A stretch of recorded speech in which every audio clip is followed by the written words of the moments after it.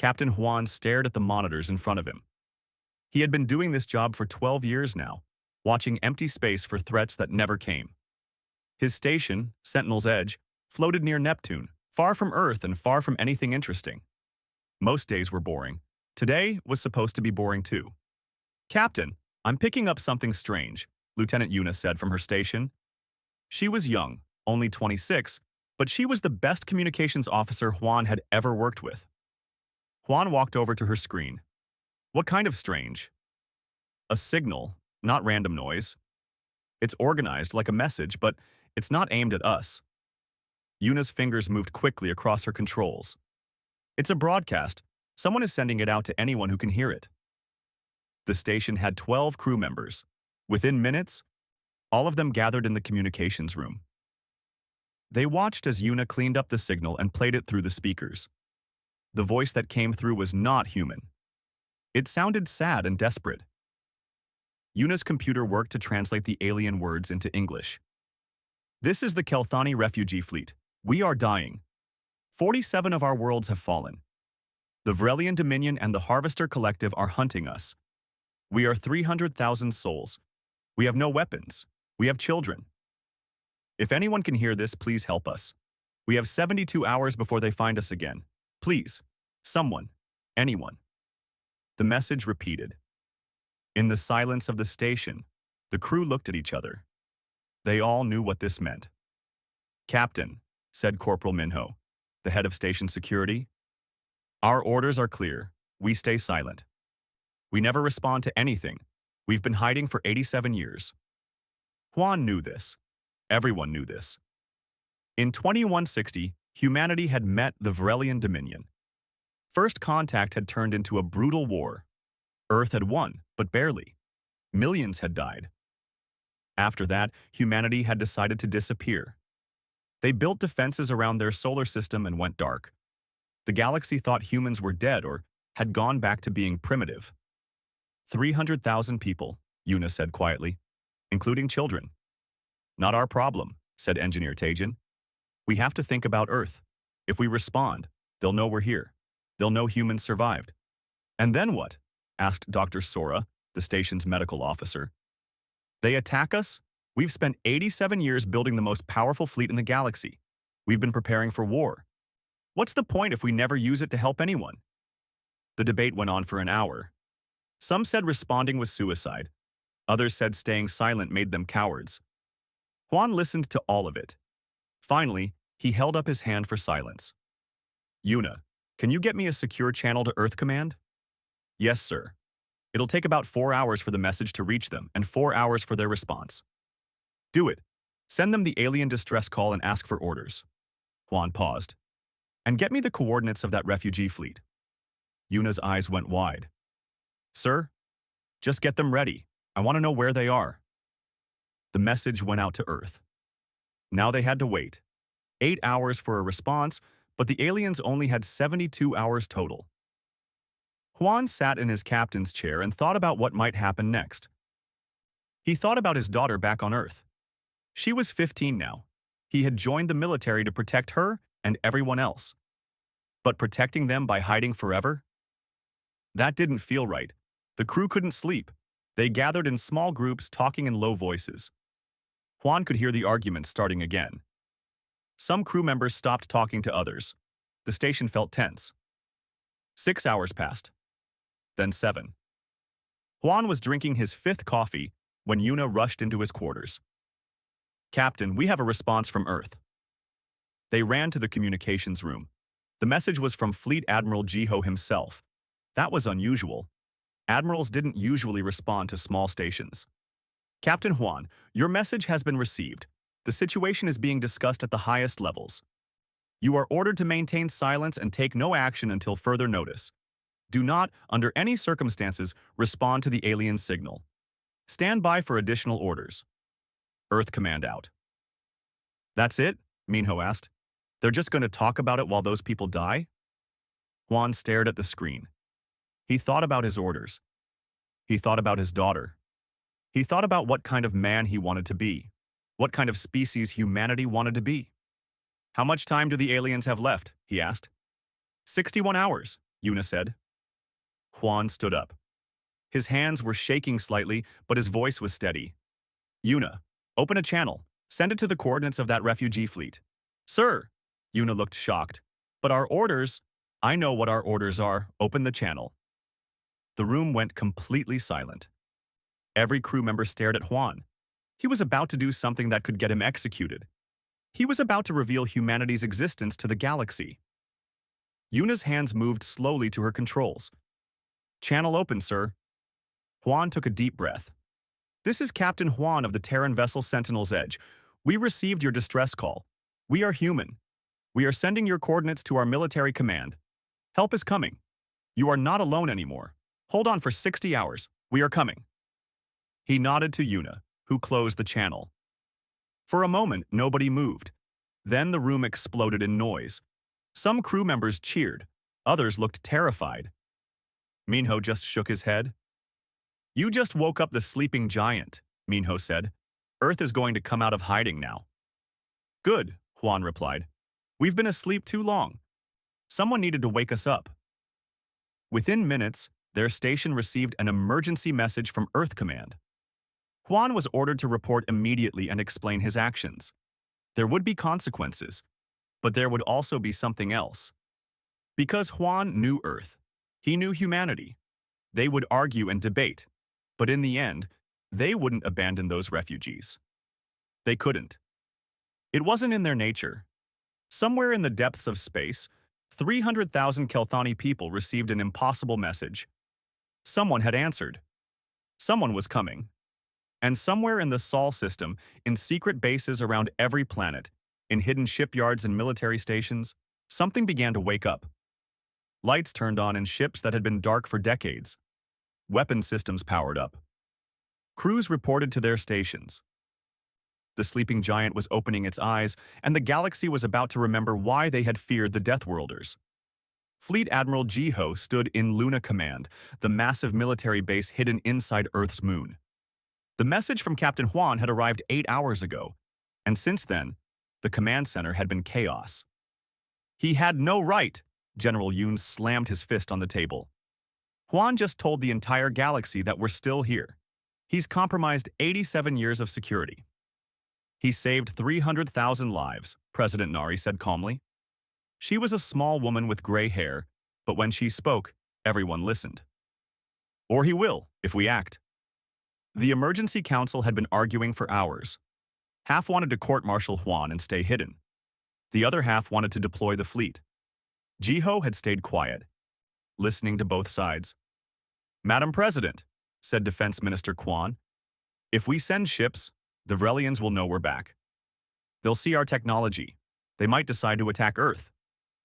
Let them try, Admiral Jiho finally spoke. Everyone turned to look at him. We've spent 87 years preparing for that exact scenario. We have 2,000 warships. The Vrelians have never seen what we can do now. Neither has anyone else in the galaxy. President Nari walked to the window. Through the reinforced glass, she could see Earth hanging in space, beautiful and blue. When we went dark all those years ago, we told ourselves it was to survive, to protect our people. But we didn't just build weapons. We built a better society. We ended wars among ourselves. We unified. And we did it because we believed humanity stood for something. She turned back to the council. What do we stand for if we let innocents die when we have the power to help them? The room fell silent. Finally, General Yoon sighed. If we do this, we need to do it right. Send enough force that nobody questions our strength. President Nari nodded. Admiral Jiho, deploy the 3rd Expeditionary Force.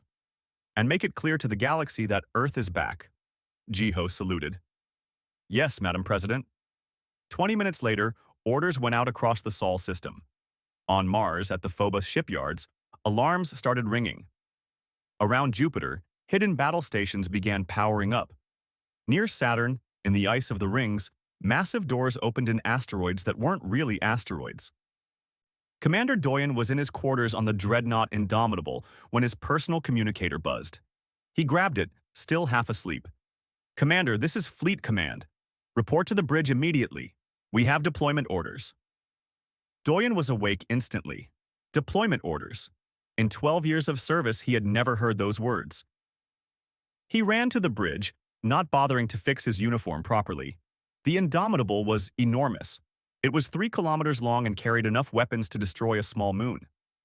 Doyen had trained on this ship his entire career, running drills and simulations. But the ship had never left its hidden dock near Jupiter. On the bridge, his crew was already assembling. Lieutenant Suji, his communications officer, looked excited and scared at the same time. "Sir, we're really doing this?" "Apparently," Doyen said, sliding into his captain's chair. "Someone want to tell me what's happening?" His tactical officer, Lieutenant Junho, pulled up a holographic display. Captain Juan at Sentinel's Edge responded to an alien distress call. 300,000 refugees being hunted by the Vrelians and Harvesters. Earth Command is sending us to help. "How many ships?" Doyen asked. 47 warships, sir. We're the flagship." Doyen whistled. That was a significant force. "And the enemy?" "Unknown. But the Harvesters usually travel in large fleets. We should expect at least 100 ships, maybe more." All around the Indomitable, other ships were powering up. Cruisers, destroyers, frigates, and carriers. Each one had been built in secret, using technology that humanity had developed during their isolation. They were fast, heavily armed, and their crews were ready. Suji was working at her station, trying to make contact with the aliens. "Sir, I'm attempting to reach the Kelthani refugee fleet. If I can establish communication, maybe I can let them know we're coming." "Do it," Doyen said. "But be careful. We don't know how they'll react to us." It took Suji 3 hours to establish a secure channel. When she finally connected, the alien on the other end sounded terrified. "This is scientist Velthar of the Kelthani. Who are you? How did you find this frequency?" Suji spoke slowly and clearly. "My name is Lieutenant Suji of the human starship Indomitable. We received your distress call. We're coming to help you." There was a long pause. "Human? The Deathworlders? But you're extinct. The Vrelians destroyed you decades ago." "We're very much alive," Suji said. "And we're bringing a fleet to protect you." Another pause. When Velthar spoke again, his voice was shaking. "The Vrelians call your world a Class 12 death world. They say nothing that lives there should be intelligent. They say you're monsters." Suji glanced at Doyen. The commander nodded for her to continue. "We're not monsters," Suji said gently.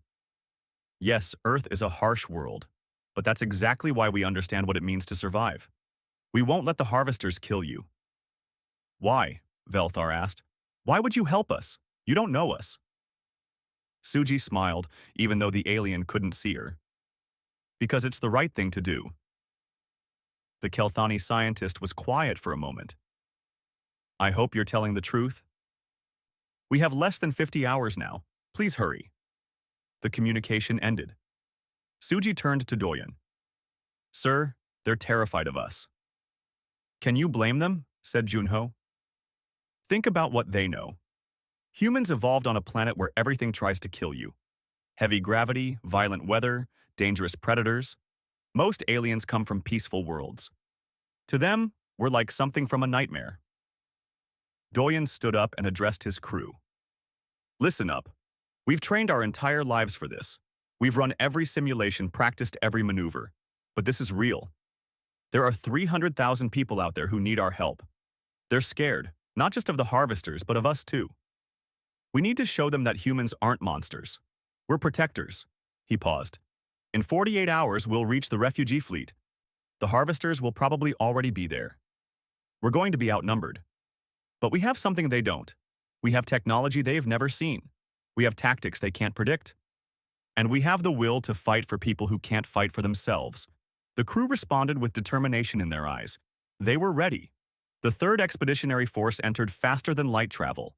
47 ships, sliding through space faster than light itself. Behind them, back in the Sol system, the rest of humanity's fleet remained on standby. If this battle went wrong, Earth was ready to send everything. In his command chair, Doyen thought about what was coming. The Vrelians had fought humans once before and barely won. But that was 87 years ago. Humanity had been one planet with limited resources. Now, they were a unified species with technology that had advanced beyond anything the galaxy had seen. 48 hours until contact. 48 hours until the galaxy learned that the Deathworlders were back. On the bridge, Suji continued monitoring communications. She picked up chatter from across the galaxy. News was spreading fast. Someone had answered the Kelthani distress call. Someone named humans. Species that hadn't spoken in decades were suddenly asking questions. What are humans? Where did they come from? Are they really as dangerous as the stories say? Sir, Suji said, the galaxy is talking about us. Everyone knows we're coming. Doyen smiled grimly. Good.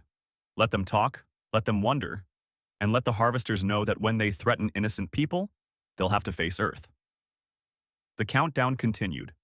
The sleeping giant was fully awake now, and it was angry. The harvester fleet dropped out of faster-than-light travel like a pack of predators surrounding wounded prey. 200 warships, each one designed for destruction and harvesting resources from dead worlds. At the center of this fleet was the command ship Reaper's Call, where Commander Thexyler watched his screens with satisfaction. The refugee fleet is exactly where our scouts said it would be, his tactical officer reported. 300,000 Kelthani packed into cargo ships with failing shields and no weapons.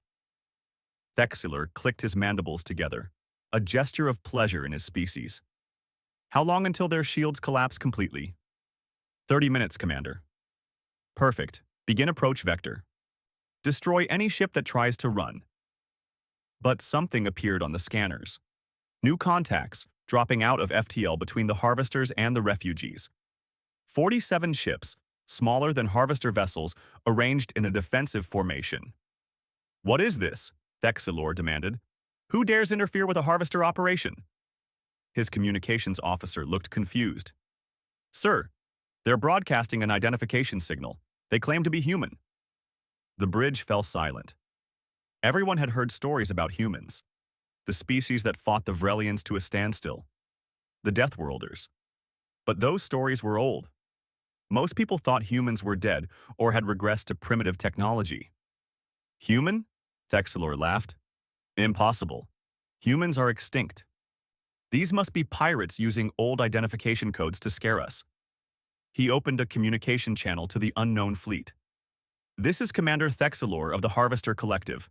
You are interfering with authorized operations. Withdraw immediately or be destroyed. On the bridge of the Indomitable, Commander Doyen listened to the Harvester's demand with cold eyes. Around him, his crew waited silently. They had arrived just in time. The Kelthani refugee fleet was behind them, shields flickering and dying. Suji, open a channel, Doyen said calmly. Channel open, sir. Doyen's voice was quiet but firm. This is Commander Doyen of the Terran 3rd Expeditionary Force. You are targeting civilians and refugees. You have 30 seconds to withdraw your fleet, or we will remove you. In the Harvester command ship, Thexyler stared at his screen in disbelief. Then he started laughing. His entire bridge crew joined in. 47 small ships against 200 Harvester warships? These humans, if that's what they really were, must be insane. Foolish Deathworlders, Thexylor said. You should have stayed extinct. All ships, open fire. Destroy them. The Harvester fleet unleashed a massive barrage. Energy beams and missiles filled the space between the two fleets. It was enough firepower to destroy a space station. Thexyler smiled, waiting to see the human ships torn apart. But the human ships didn't die. Their shields absorbed the energy weapons with barely a flicker. Their point defense systems shot down incoming missiles with impossible accuracy, and then the humans fired back. What happened next would be talked about in the galaxy for generations. The Indomitable fired its main railgun. A solid projectile accelerated to 30% the speed of light. It hit a Harvester cruiser in less than a second. The ship's shields, designed to stop energy weapons, did absolutely nothing against a physical round moving at relativistic speed. The projectile punched through the cruiser like it wasn't there. The ship exploded from the inside. Then all 47 human ships opened fire. Railguns, missile swarms, and laser arrays. The Harvester fleet had never seen anything like it. Their shields were designed for the weapons common in the galaxy. These human weapons were something else entirely. "Evasive maneuvers!" Thexeler screamed, his mandibles clicking in panic. "All ships! Evasive!" Another harvester ship exploded, then another. The human missiles didn't just hit targets. They dodged, weaved, and adjusted their paths with artificial intelligence. The human ships moved with unnatural agility, their crews enduring forces that would kill most alien species. On the Indomitable, Lieutenant Junho coordinated the attack. Target their command ships. Make them understand who they're fighting. The battle was chaos. Harvester ships tried to surround the humans, but the human fleet moved as one unit, covering each other perfectly. When a harvester destroyer got too close, the human frigate Shadow Strike rammed it at full speed. The reinforced human hull tore through the harvester ship like paper. "Captain Hyun, you're cleared for boarding action," Doyen said into his communicator. "Copy that, sir. Marines are ready." Captain Hyun led 30 Marines in powered armor. These suits made them stronger, faster, and protected them from weapons and vacuum. They launched from the Indomitable in small pods, targeting the Harvester command ship. The pods crashed through the Reaper's Call's hull. Hyun and his team moved through the corridors with practiced efficiency. Harvester soldiers tried to stop them, but they were fighting humans. Humans from a world where everything was a predator. Humans who had been training for combat their entire lives. A Harvester soldier fired an energy weapon at Hyun. The beam hit his armor and dispersed. Hyun closed the distance in 3 steps and took the Harvester down with his bare hands. The Harvester weighed twice as much as a human, but Hyun had trained in Earth's heavy gravity. This felt easy.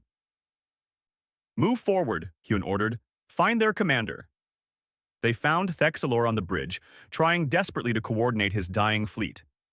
When the Marines burst through the door, the Harvester commander clicked his mandibles in fear. "You're coming with us," Hyun said. "Your fleet is destroyed. Surrender now and live." Thexelor looked at the armored humans surrounding him. Behind their helmets, he couldn't see their faces, but he could see the weapons pointing at him. He had made a terrible mistake. "I surrender," he said. Outside, the battle was ending. Of 200 Harvester ships, only 11 managed to escape into FTL. The rest were destroyed or crippled. The space around the Kelthani refugee fleet was filled with debris and dying ships. On the Indomitable, Doyen stood and surveyed the damage to his fleet. They had won, but it hadn't been without cost. 3 ships were heavily damaged. 134 crew members were dead or wounded.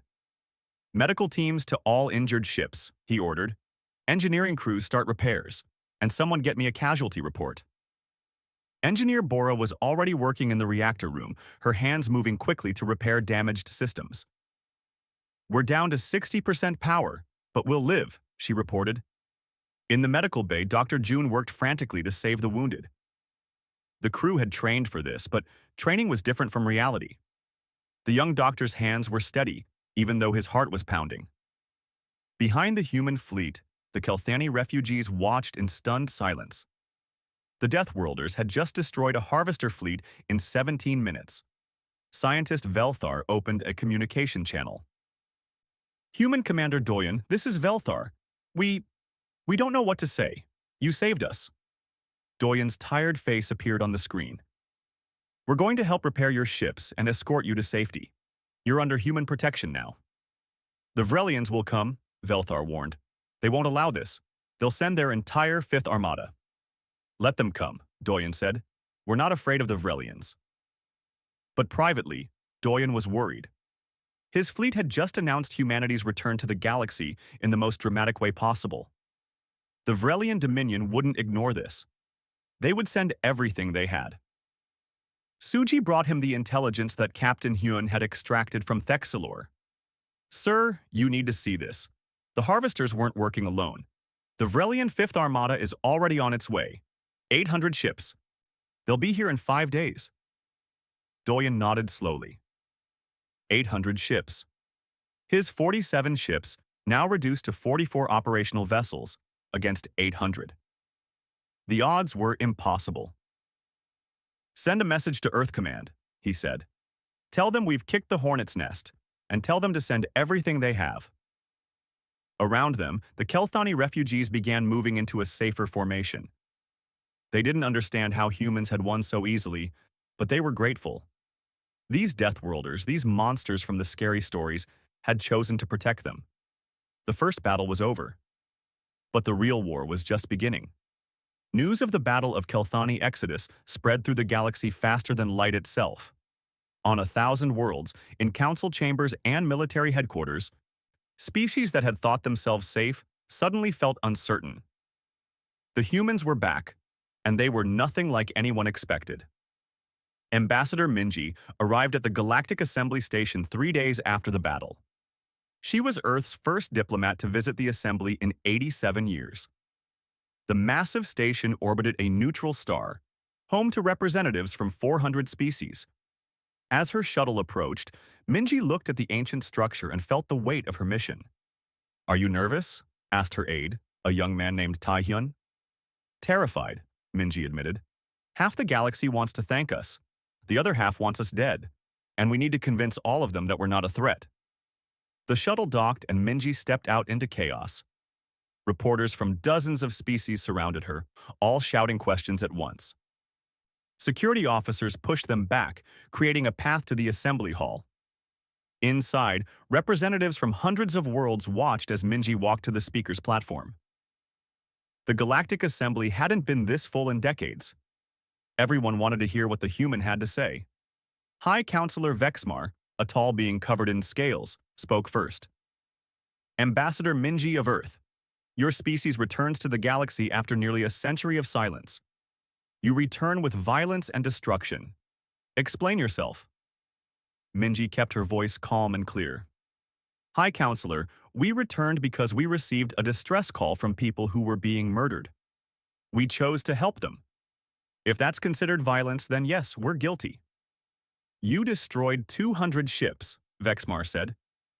200 ships that were about to kill 300,000 refugees, Minji replied. "Ships belonging to the Harvester Collective, an organization that has destroyed 47 worlds. We will not apologize for stopping them." Murmurs filled the hall. Some representatives nodded, others looked angry or afraid. "What does Earth want?" asked Representative Kershaw of the Thalen Confederacy. Unlike Vexmar, Kershaw sounded hopeful rather than accusatory. "We want peace," Minji said, "but we also want justice. For too long, aggressive species have preyed on peaceful ones. The Harvesters, the Vrelians, and others have built empires on the suffering of weaker peoples. That ends now. Earth will protect those who cannot protect themselves." Bold words from a single species, High Counselor Vexmar said. "The Vrelian Dominion controls 1,000 worlds. What makes you think you can stand against them?" "Because we already did," Minji said quietly. 87 years ago, we fought them and survived. Since then, we've been preparing. We're not the same species the Vrelians fought before. We're stronger, smarter, and united. If they want war, we're ready." The assembly erupted in arguments. Some species applauded. Others demanded that humans be expelled. Minji stood calmly at the center of the storm, waiting for order to return. Later that day, in a private meeting room, Representative Kershaw approached Minji. The Thalen was a thin, graceful being with kind eyes. "Ambassador, may I speak frankly?" Kershaw asked. "Please do. My people have suffered under Vrelian rule for 3 generations. We're not slaves, not exactly, but we're not free either. The Vrelians take what they want from our worlds and threaten us if we resist. We've been waiting for someone strong enough to stand against them. We never imagined it would be Deathworlders." Minji smiled slightly. "I know we have a reputation, but we're not monsters." "I know," Kershaw said. "Monsters don't save refugees. My government wants to offer you an alliance. We can provide intelligence, supply bases, and support. In return, we ask for your protection when the Vrelians inevitably attack us for helping you." "You have it," Minji said without hesitation. "Any species willing to stand with us will have Earth's full support." Over the next 2 days, 17 other species made similar offers. Most were smaller nations that had been oppressed or threatened by the Vrelian Dominion. They saw humanity as their chance for freedom, but not everyone was happy about Earth's return. In the Vrelian capital, High Commander Zalvex raged at his military council. "Humans," he shouted. "We thought we broke them. We thought they were gone. And now they embarrass us by destroying our harvester allies." "They only deployed 47 ships," one of his advisors said. "We can easily overwhelm them with the 5th Armada." Zalvex slammed his fist on the table. "You fool, don't you understand? Those 47 ships destroyed 200 harvester vessels in minutes." "Minutes? This isn't the same human military we fought before. They've been hiding and building for nearly a century. We need to assume they're much more dangerous now." "What do you suggest?" asked another advisor. "We form a coalition," Zalvex said. "The Varelian Dominion, the Harvester Collective, and 3 other aggressive species. We'll show Earth that we're not afraid of Deathworlders. We'll crush them before they can inspire more rebellions." The plan was set in motion. Messages went out to the Dominion's allies. Within days, a coalition of 5 major military powers was formed, all with one goal: destroy humanity before they became too powerful. On Earth, President Nari received regular reports about the galactic situation. The military was on full alert. General Yoon walked into her office with urgent news. "Madam President, our intelligence confirms that the Vrelians are forming a coalition against us. They're not just sending the 5th Armada, they're bringing allies." Nari looked tired but determined. "How many ships total?" "At least 1,200, possibly more. And Commander Doyen has 44 operational ships." "Yes, ma'am. We're deploying the home fleet, but it will take time to reach him. 2,000 ships, but they won't arrive for several days after the Vrelians." Nari stood and walked to her window, looking at Earth below. "So Doyen and his fleet have to hold out against impossible odds until reinforcements arrive." "Yes, ma'am. I've sent him orders to evacuate the Kelthani and retreat. But you know Doyen. He won't abandon those refugees and he won't run from a fight." "No, he won't," Nari said softly. "He's exactly the kind of officer we need. Brave and honorable. I just hope we don't lose him." Back at the Kelthani refugee fleet location, Commander Doyen gathered his officers. The Kelthani evacuation was underway. Velthar and his people were being transported to hidden safe zones that the Thalen Confederacy had provided. "Sir," Lieutenant Suji said, "we could go with them. Live to fight another day." Doyen shook his head. "If we run now, the Vrelians will hunt down these refugees wherever they go. We need to make a stand here. We need to hurt the Vrelians so badly that they think twice about chasing refugees ever again." "We're outnumbered 20 to 1, Captain Hyun said. "Possibly more." "I know," Doyen replied. "That's why we're not going to fight fair. We have 5 days before they arrive. We're going to turn this entire sector into a death trap. Mines, automated weapons platforms, everything we have. When the Vrelians get here, they're going to learn what it means to fight Deathworlders on our terms." Engineer Bora grinned. "Sir, I have some ideas about that." Over the next 4 days, the human fleet worked constantly. They laid mines in carefully calculated patterns. They positioned automated railgun platforms on asteroids. They set up comm jammers and sensor decoys. The Kelthani helped where they could, grateful for the human sacrifice. Velthar approached Doyen on the 4th day. "Commander, my people are almost fully evacuated. You've done more than enough. Please, save yourselves." Doyen looked at the Kelthani scientist. "Velthar, if we run, the Vrelians win. They'll keep hunting people like you. They'll keep thinking they can do whatever they want. We need to show them that there are consequences, that there are people willing to fight for what's right." "You might die," Velthar said quietly. "Maybe," Doyen agreed, "but we'll die protecting others. That's worth something." As the 5th day dawned, long-range sensors picked up the massive FTL signatures. The Vrelian 5th Armada was arriving, and they weren't alone. 800 Vrelian ships, plus 400 more from their coalition allies. 1,200 warships total. Doyen stood on his bridge and looked at his crew. They were afraid, but they were ready. "All ships, battle stations," he ordered. "Send a message to Earth. Tell them we're making our stand here. Tell them we love them. And tell them we're going to make the Vrelians bleed."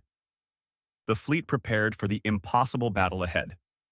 The Vrelian 5th Armada dropped out of faster-than-light travel like a wall of steel and fire. 1,200 ships, the largest military force assembled in 50 years. High Commander Zalvex stood on the bridge of his flagship, the Dominion's glory, and smiled with satisfaction. "Scan the area," he ordered. "Find the human fleet." His sensor officer worked for a moment, then looked up with surprise. "Sir, the humans are still here. 44 ships in defensive formation. The Kelthani refugees are gone." Zalvex's smile faded. "They stayed? With 44 ships against 1,200? He felt a moment of doubt. Why would they stay? Then anger replaced doubt. "They think they can stop us, destroy them, show these Deathworlders what real power looks like." The massive Vrelian fleet began moving forward. That's when the first mine detonated. The explosion tore through a Vrelian destroyer on the fleet's edge. Then another mine went off, and another. Within seconds, the carefully arranged minefield was wreaking havoc on the advancing force. Ships tried to change course only to hit more mines. The perfect formation collapsed into chaos. "Evasive maneuvers," Zalvex shouted. "All ships, spread out." But as the fleet dispersed, hidden weapons platforms activated. Railguns mounted on asteroids opened fire, sending relativistic rounds through ships' hulls. The platforms were automated and hardened against return fire. The Vrelians had to send boarding parties to shut them down, costing time and ships. On the Indomitable, Commander Doyen watched the chaos with grim satisfaction. Phase 1 is working. They're disrupted and angry. Now comes the hard part. All ships begin hit-and-run attacks, make them chase us through the minefield. The human fleet moved with practiced precision. They would dart forward, fire a devastating volley, then retreat before the Vrelians could respond effectively. The heavy gravity they trained in on Earth meant human crews could handle maneuvers that would knock out most aliens. Their ships twisted and turned through space like fighters, even though they were much larger. Lieutenant Junho coordinated targeting from his station. "Focus on their command ships. Make them hurt where they'll feel it." A human missile swarm caught a Vrelian carrier that had gotten too close. The missiles didn't just explode on impact. They were designed to burrow into the hull first, then detonate inside the ship. The carrier broke apart from internal explosions, but the Vrelians were learning. Zalvex was a good commander. He reorganized his fleet into smaller groups that could support each other. He sent fast attack ships to hunt down the automated weapons platforms. Slowly, methodically, he was gaining control of the battle. "All ships form up," Zalvex ordered. "We're going to crush them with one coordinated attack." The Vrelian fleet gathered into a massive formation, 1,200 ships, all weapons pointed at the 44 human vessels. The humans had nowhere left to run. The minefield was exhausted. The weapons platforms were destroyed. It was time for the final confrontation. "Sir," Lieutenant Suji said quietly, "this is it. They're going to hit us with everything." Doyen nodded. "I know. All ships, maximum power to shields. Prepare for close combat." The Vrelian fleet fired. The volume of weapons fire was unbelievable. Energy beams, missiles, and kinetic rounds filled the space between the two fleets. Human shields flared and died. The frigate Swift Justice took too many hits and broke apart. Then the destroyer Resolute followed. On the Indomitable, alarms blared as damage reports came in. "Shield generators 3 and 4 are down," Engineer Bora shouted over the noise. "I'm redirecting power, but we can't take much more." In the medical bay, Dr. June worked on injured crew members while the ship shook around him. Panels sparked and fell. The lights flickered. But June kept working, his hands steady even as his world fell apart. Captain Hune and his Marines prepared for the worst. If the ship was boarded, they would fight to the last. "Make them earn every meter," Hune told his troops. "Show them what humans can do." For 3 days, the battle raged. The human fleet refused to surrender. They fought with everything they had, making the Vrelians pay for every advantage. Doyen barely slept, staying on the bridge to coordinate the defense. His crew was exhausted but determined. By the end of the 3rd day, the human fleet was down to 23 operational ships. They had destroyed or disabled over 300 Vrelian vessels, but it wasn't enough. The odds were still impossible. Sir, Suji said, her voice hoarse from exhaustion, I'm detecting new FTL signatures. Multiple ships incoming. Doyen felt his heart sink. Vrelian reinforcements? No, sir. Suji looked at her screen in disbelief. They're human. It's the home fleet. 2,000 ships. On the bridge of the super dreadnought Terra's Wrath, Fleet Admiral Jiho smiled as his fleet dropped out of FTL. They had pushed their engines to the limit to get here in time. Now, looking at the battered remains of Doyen's fleet, he felt pride and anger in equal measure. Open a channel to all Vrelian ships, Jiho ordered. When the channel opened, his voice was cold and hard. This is Fleet Admiral Jiho of the Terran Home Fleet. You have one chance to surrender. Take it. Zalvek stared at the sudden appearance of 2,000 fresh human warships. His fleet had been fighting for 3 days. They were damaged and exhausted. And now they faced a force that outnumbered them. All ships, he said quietly. Ceasefire. We surrender. The battle was over. In the days that followed, the galaxy watched in amazement as the humans treated their prisoners with respect. Wounded Vrelians received medical care alongside wounded humans. The captured crews were given food and shelter. This surprised many species who thought Deathworlders would be brutal conquerors. Ambassador Minji addressed the Galactic Assembly again, this time with representatives from 17 allied species standing beside her. The Battle of Deathworld's stand proved something important, she said. Humanity is back, and we're not here to conquer. We're here to protect. Any species that threatens innocent people will face us. But any species that seeks peace will find us willing friends. High Counselor Vexmar stood. What about the Vrelian Dominion? Will you destroy them? No, Minji said. We'll negotiate a peace treaty. One that prevents them from expanding through conquest, but allows them to exist peacefully. We want peace, not genocide. Over the next months, treaties were signed. The Vrelian Dominion agreed to withdraw from occupied territories. The Harvester Collective was disbanded, its leaders put on trial. Dozens of species that had been oppressed were freed. Captain Juan, whose single decision to answer a distress call had started everything, stood trial for disobeying orders. But President Nari herself testified on his behalf. Captain Juan reminded us of who we are, she said. He reminded us that strength without compassion is tyranny. Yes, he disobeyed orders. But he did it to save innocent lives. That's the kind of officer, the kind of person, that makes humanity worth defending. Juan was officially reprimanded, but secretly given a medal. His daughter, watching from Earth, was proud of her father. Commander Doyen and the survivors of the 3rd Expeditionary Force were honored as heroes. Out of 47 ships and 12,000 crew, 5,000 had died holding the line. Their sacrifice had given Earth time to respond and had shown the galaxy that humans would fight for what was right.